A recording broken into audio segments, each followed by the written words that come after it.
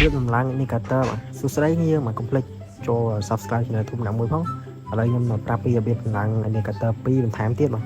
សម្រាប់វីដេអូមុនគឺយើងបានតម្លើងមួយហើយឥឡូវយើងមកតម្លើង2ទៀតអូខេបាទឥឡូវកុំឲ្យខាតពេលវេលាយើងចូលទៅអានេះមកអាកតាគេលេខមុនហ្នឹងយើងចូលនាងយកអាលេខគេនេះបាទអូខេហើយយើងយកអានេះមកនេះយកហ្នឹងមកគេបើយើងមកចុចទៀតទេបាទយើងចុចគ្រាន់ចុចគ្រីសទៅគឺបានទេយើងចុចមួយទៀតបាទយើងចុចលើនឹងមួយទៀតទៅគេហើយយើងចុចកន្លែងកតាមកនេះយើងយកអានេះម្ដងនេះបាទនេះបាទនេះអានេះអូខេបើយើងយកហ្នឹងមកដល់យើងទៅការចុចគ្រីសទៅគេបាទហ្នឹងគឺយើងតម្លើង indicator បាននេះបាទអូខេហើយគ្នាយើងណាដែលចង់ឲ្យចេះមើលអាហ្នឹងយើងអាច join ជាមួយនឹង channel Telegram ខាងក្រោមបាននេះយើង